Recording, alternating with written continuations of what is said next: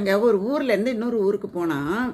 போகும்போது ஒரு பார்க் வழியாக போகிறான். அங்கே வந்து கீழே வந்து பூசணி கொடி படர்ந்துருக்கு. அதில் எவ்வளோ பெரிய பூசணிக்காயை பார்க்குறான். பக்கத்தில் ஒரு ஆலமரம் இருக்குது. அந்த ஆலமரத்தில் கீழே ஒரு பெஞ்ச் மாதிரி இருந்தது. அதில் போய் படுத்துக்கிட்டு மேலே அப்படி அண்ணாந்து பார்த்தா அந்த ஆலமரத்தில் இத்தினோண்டு ஆலம்பழத்தை பார்க்குறான். உடனே அவனுக்கு ஒரே சிரிப்பு. அவன் சொல்கிறான், கடவுள் என்னமோ பெரிய ஆளுங்கிறாங்க, அவர் ஒரு பெரிய முட்டாள் போல இருக்கு.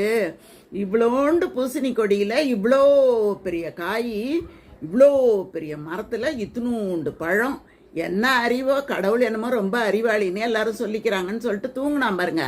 நல்லா தூங்கிட்டான். டக்குன்னு அவனை யாரோ அடித்த மாதிரி இருந்தது. முழிச்சு பார்த்தா மேலே இருந்து ஆலம்பழம்னு அவனோட நெத்தியில் விழுந்தது. அப்போ தான் அவன் நினச்சான், நல்ல காலம் இது, பூசணிக்காய் சைஸில் இருந்தால் என்ன ஆயிருப்போம் அப்படின்னு நினச்சி கடவுளை வந்து நொந்துக்கிட்டமேன்னு வருந்தினானான்.